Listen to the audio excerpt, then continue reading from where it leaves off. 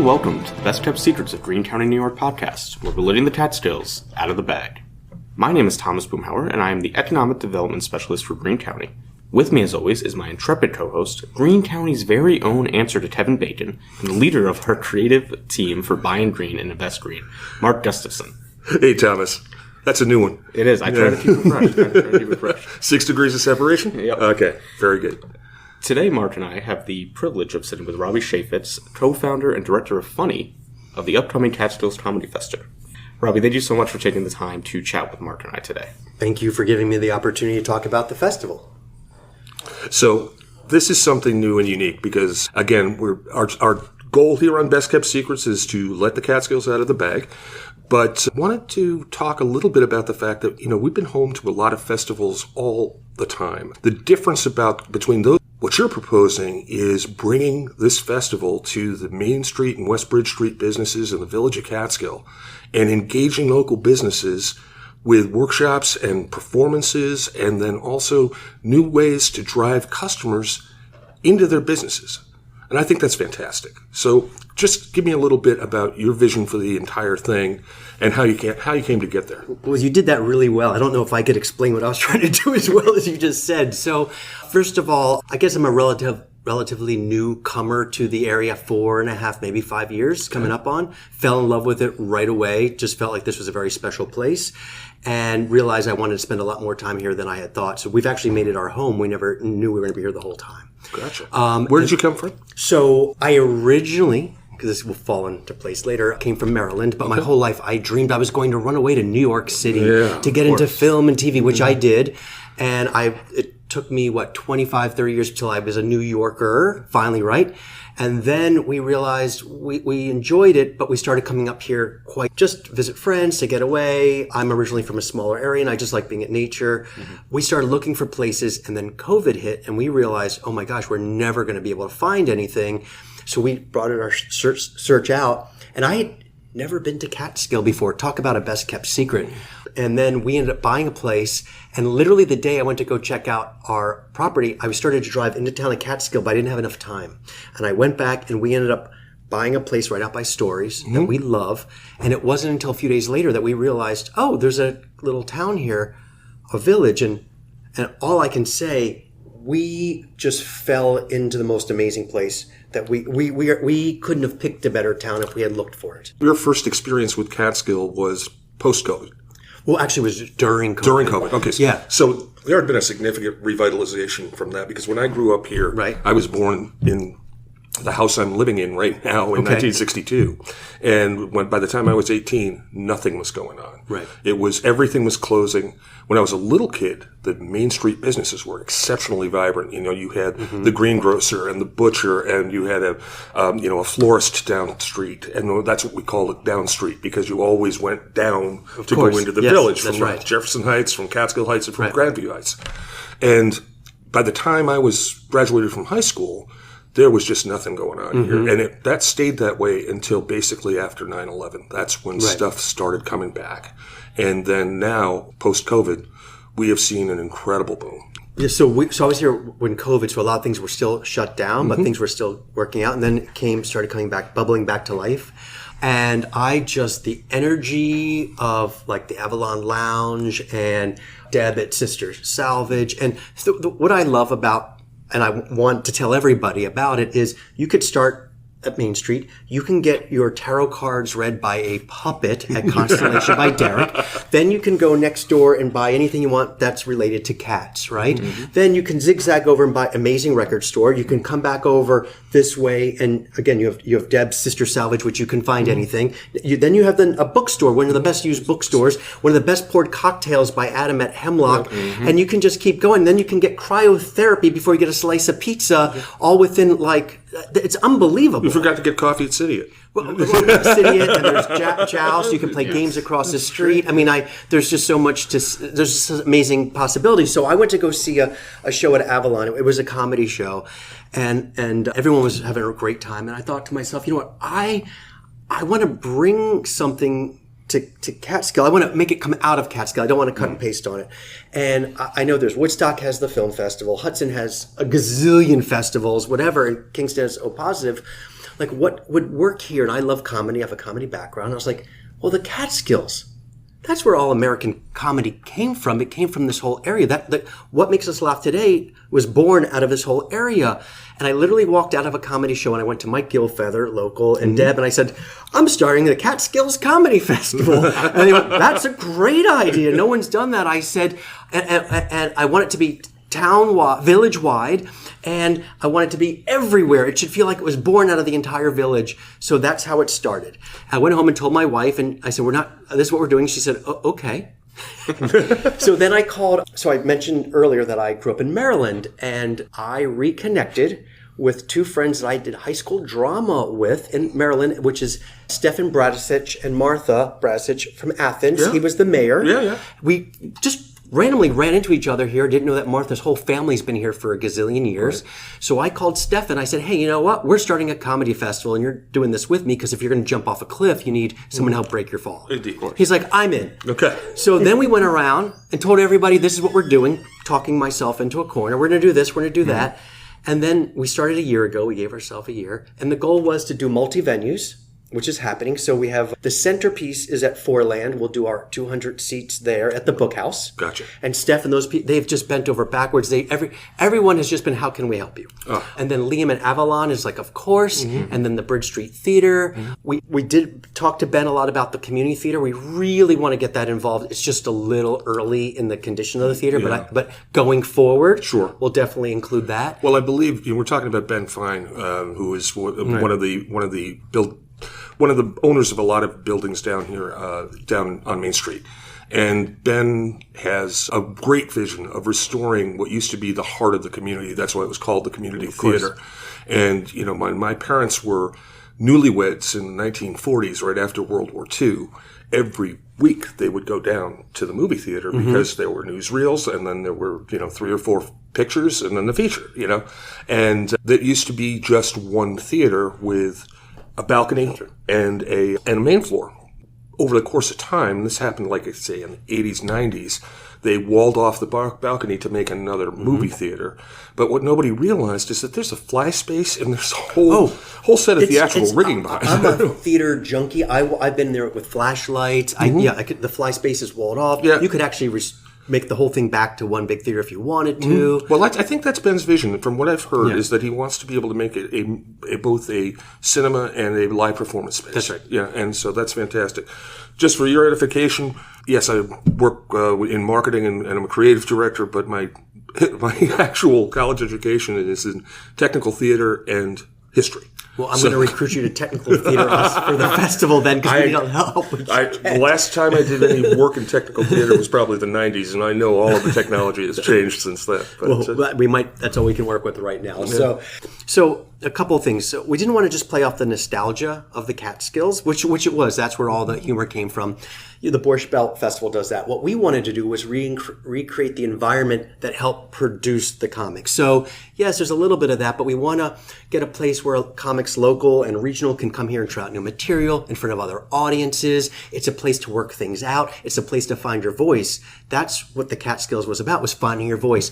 Like you were mentioning before, the Irish had their area and the Jewish resorts and the Italians, and everyone had a chance to laugh with each other, laugh at themselves, and then collectively we all laughed. So that's what we want to bring back here.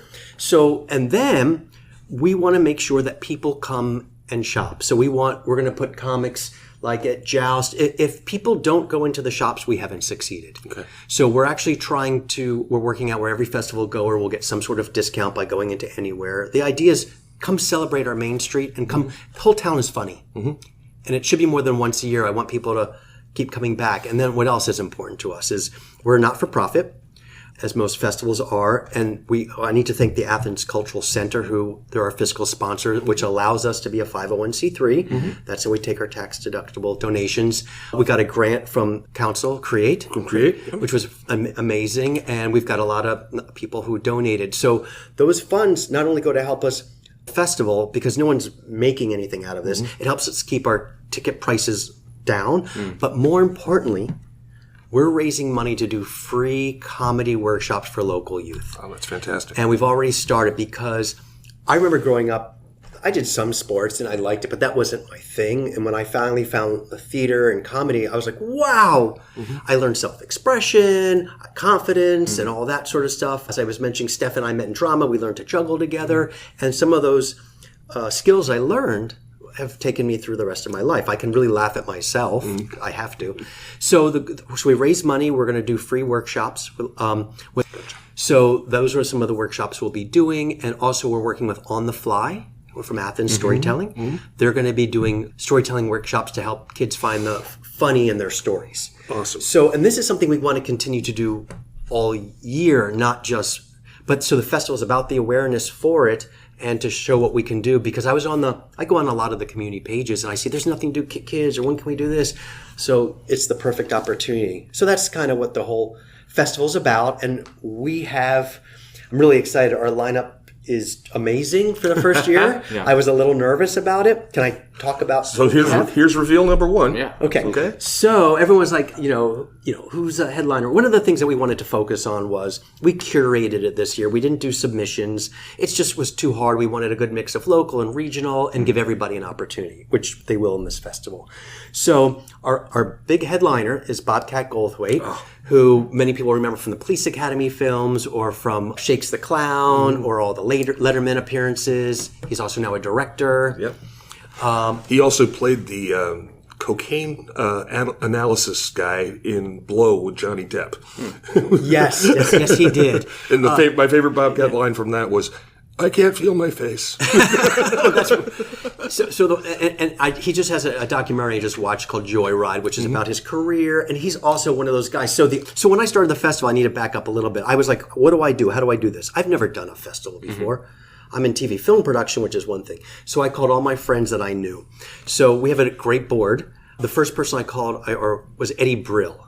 Eddie Brill's not only performing with us, but Eddie Brill was the warm-up for David Letterman for years and booked a lot of his stand-ups, and also has he did the Johnny Carson Festival, he did the Woodstock Comedy Festival. I mean, he just knows everybody. Now, he was just here on a sneak peek, right? Yes. So we did a bunch of sneak peeks leading to the festival for awareness, to try out the venues, so I can practice my social media skills, seeing if I could. We sold out everyone, by the way. Incredible.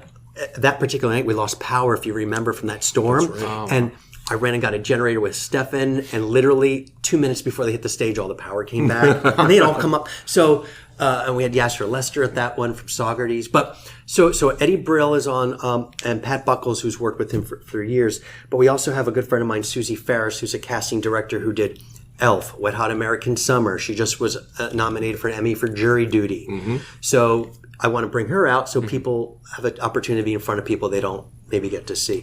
I also have on Sarah Austin Jeunesse, who's the executive producer of The Moth Storytelling. She's an old friend. That's one of my faves. Okay. The Moth is something I listen to all the time. And am I incorrect? There's maybe a story slam as part of the... So what happens is the On the Fly is going to be doing workshops with the kids. Gotcha. And they'll be doing a performance. That instead of a slam itself per se, it'll be more performance from the kids. And Sarah will come in. She'll be on we're going to do a comedy panel that I'll mention, but she was very helpful because they've done tons of festivals. And then not a comedian, but a very funny person is Adina Menzel, who's a dear friend of mine who did start a not-for-profit camp for kids. And she also was helpful to let me know how to raise money and lend her name to it. And then it's just kind of grown to volunteers in the area. Mark Perry, of all these people in town who are now like, and Liam and Wesley and James, everybody's just stepping up to help. That's fantastic. So anyway, so I'll keep going with the lineup. So we also have Ophira Eisenberg from NPR. She's going to be here. She's on Wait, Don't Tell Me quite a bit, I think. Yes, that's correct. I'm just trying to look over here what we have, some of the other people. Oh, Pierre the Mime, who's notorious from Impractical Jokers. He's actually local. He was handcuffed to Khloe Kardashian, or one of the Kardashians, in Impractical Jokers. My good friend Jason Kravitz, that he does improvised musicals at Joe's Pub, but you've also recognized him from Curb Your Enthusiasm. He was on the last episode of Friends. You'll say, wait a minute, that guy's on TV all the time. So he's going to be doing an improvised musical with Brian Baltazar, who is a TV personality, who's coming up to be a guest star for that. We have some local comedians that Dan Madonia, who's Eddie Brill's son from Poughkeepsie's programming. And we have Hudson Valley Improv. is going to do a improvised crime scene where the audience helps set up all the plot and everything, and they'll act it out. And we're also bringing up Duchovny from the city. They are a UCB group. So we're trying to mix local and regional, and because the goal is to bring up people here, but also to expose people from outside to what a wonderful area we have, and to bring crowds in. Now, a headliner of Bobcat Goldthwait Yeah. is, in my opinion, just wonderful because I still believe the best decade was the '80s, and Okay. When during the 1980s in Central New York, Bobcat and his friend Tom Kenny were the Bobcat and the Tomcat, Of course, yeah. and the generic comics, and so as a matter of fact, reveal number 2, I was able to tell my niece and nephews I used to play keyboards for Tom Kenny, but I didn't say it that way. I said I used to play keyboards for SpongeBob SquarePants. which is more impressive. To an 8-year-old. It also generates a really odd image in your mind. It does. Yeah, picture with a little Is he scuba mask. underwater? Yeah, exactly. How does that work? One of the other things I wanted to mention that we wanted to make sure, I had a lot of people reach out and say, hey, I saw you're doing a festival. I didn't see a submission thing. We're local. How do we do this? So again, we were very careful to curate because we're very small the first year, and I didn't even know if I could handle submissions, and I didn't even know how to wade through them. So we did program local, but we're also doing something called a Show Up, Go Up, which it's one that happens at the Comedy Cellar. The same guy who does it, Eric, every year, or had done it for years, is anybody who wants to perform the whole last day is a Show Up, Go Up at Avalon. But it's not just open mic. He might say, all right, come up. I'm going to interview you like a late night show. Or you know what? I need 2 comics. You're going to switch into each other's material. Or, hey, it's going to be fun. It'll give everybody a chance to perform at this festival. Awesome. So we really wanted to be able to do that. So you don't necessarily need a tight 10 to go up and show up. I don't know how long you'll get to go up for, but yes, you don't need a tight 10. So a Fab 5. Yeah. And then we have, and that's so what we're doing is we're doing a lot of free or pay what you want events, because we wanted to make sure it was accessible to everybody. And we were also keeping our costs down. I think our headliner event is $35, but the average event is $25.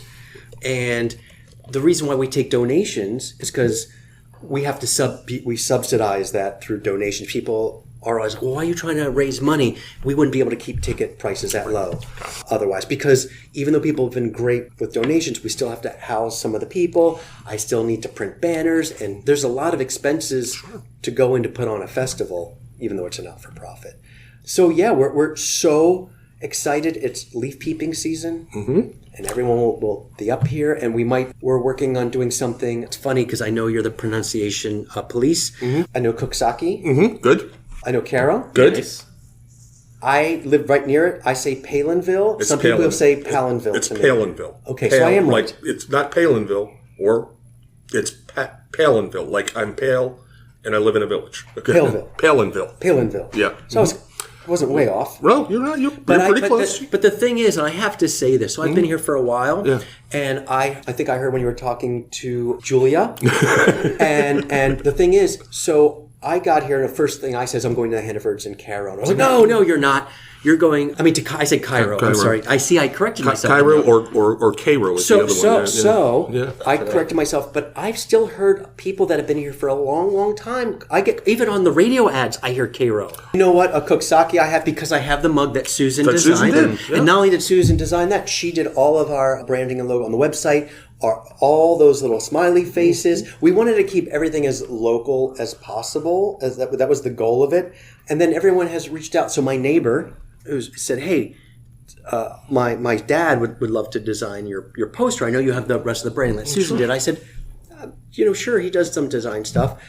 I didn't know it was Bob Stack, who does the covers of the New Yorker magazine, who designed. So you'll see. And the poster is fantastic. Right. So I have so many talented people. And Susan and I coincidentally realized our paths had crossed years ago when I did produced book commercials in the city, and she was at the publisher. It's just so weird how many.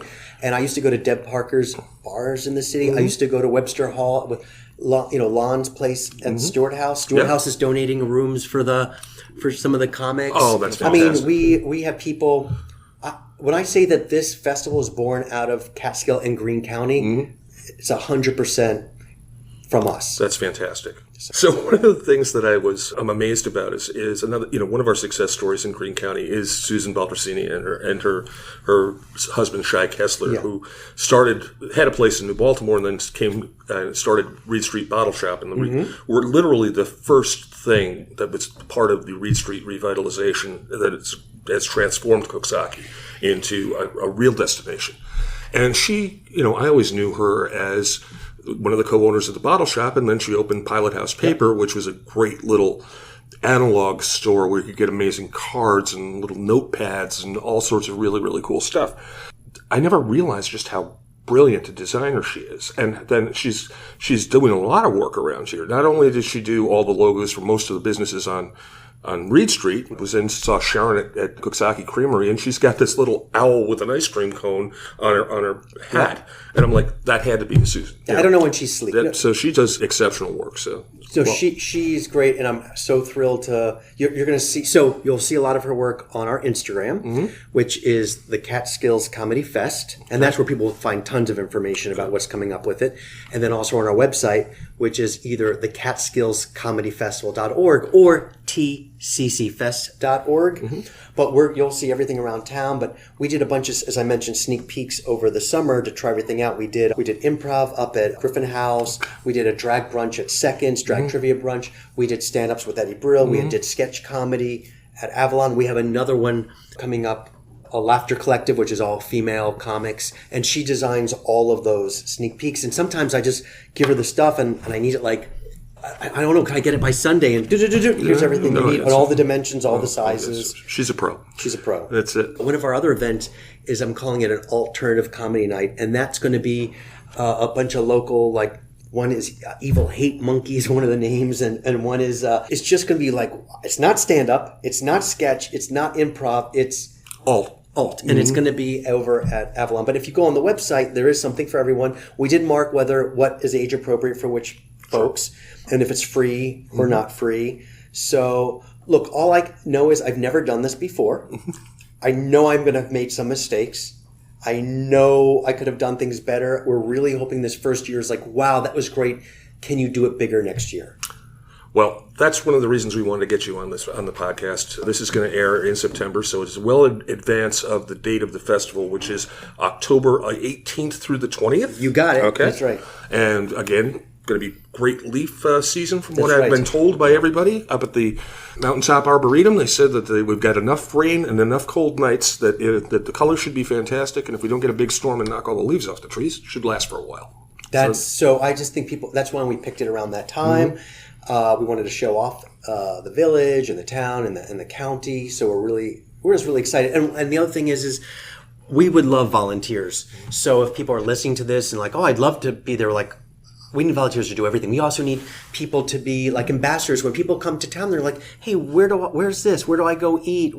Just people who know the town. They can reach out to us via the Instagram if they want to volunteer, through the website, but the more the merrier at this point. And we'll make sure that we put all the links to everything in the subject notes as we're doing this, so people can get to it. Okay. So only, again, because there's so many people that I want to make sure that I acknowledge. So Terry at Inside Out Upstate New York is coming in as our media sponsor and help getting the message out. So, as our first year, we have limited budget. So people have said, look, we're willing, get a logo, whatever, we'll do whatever we can. And that's what people have been really helping us out. There's been so many people that have helped make this possible for us. I mentioned the Athens Cultural Center, Inside Out Upstate New York, Four Land's been amazing. And I just, we don't have enough time to actually go through everybody. Top Tom at Catskill Collectibles, just everybody. It's fantastic. That's been one of the best parts of this podcast. Is I always tell people, like, all these small towns it's such a community around here, and it's really been borne out. Every single episode, we've learned how great the communities, each of these businesses, and now your festival, our festival. People say, no, I'm glad you said that. People ask me, and I'm sorry to interrupt because you're asking, people keep saying, how's your festival? I'm like, no, it has to be our festival. There's no way I can do this.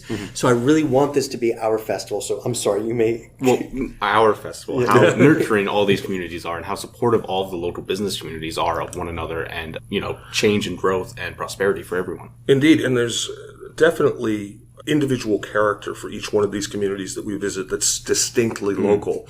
But then the overarching theme in Greene County is that support of local business, support of the local community, and people being a part of it, just getting involved and being a part of it. So Thomas and I are both history majors. We can go way back. We have the whole kind of Uncle Grumpy Cool Nephew vibe thing going on here.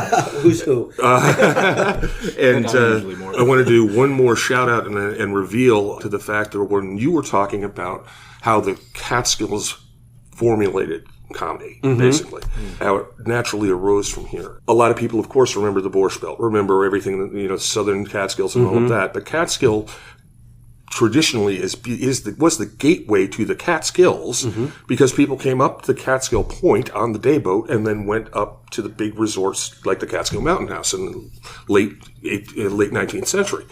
But in the early 20th century, just sort of post World War I, pre-World War II, there were a bunch of comedy houses up here, and I had a great uncle that was too old for World War I and too young for World War II, and ended up dying at 104 years old. But he was in his 20s during the Roaring '20s, so that had to be like the coolest thing, right? And one of his jobs was being a chauffeur, and he used to drive Jimmy Durante around out to from where he was staying, and I believe it was the Sawpaw Hotel in Catskill, the old Sawpaw. And he would drive him out to the Green Lake Resort where he would do shows every night for a couple of weeks during the summer. And, that's 1938, 39. So it really was that tradition here. And the fact that you're bringing it back is just absolutely spectacular. And the goal is when we want comics come in, we want the locals to promote them, but when we bring in some of the regional or national acts, we want them to go, wow. So, I want to come back and do more. Chris Gethard, who normally does big, arenas or big houses, did Avalon Lounge, and he said, "I love this. This is my favorite."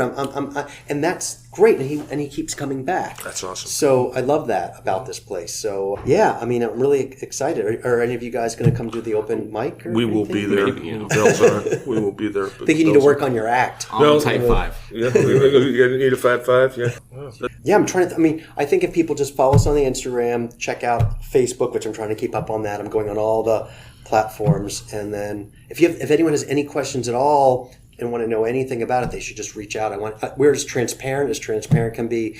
Look, I haven't been here my whole life, but I feel like this is my home, and I didn't want to feel like I was coming in and cutting and pasting something on it. So I really want this to be, again, out of the community. Well, our hats are off to you because this is an incredible endeavor, and we're wishing you nothing but success. And if you want to find the funny, it will be in Catskill at the Catskills Comedy Fest, October 18th through the 20th, right in the Village of Catskill. Well, Robbie, thank you so much for joining us. Thank you. So that's a wrap on another incredible episode of the Best Kept Secrets of Greene County, New York podcast. Thank you, Robbie, for chatting with Mark and I and giving us the opportunity to let the cat out of the bag on this exciting festival, our festival that you've been working so hard to cater and curate for everybody. We let the bobcat out of the bag. The bobcat out of the bag. So next time, we will be in beautiful Coxsackie, lovely Coxsackie, some would say, talking to the owners of Via Ravioli, a fantastic, truly incredible pasta and Italian import shop. And you never get out of there for under $50, but it's always worth it every time.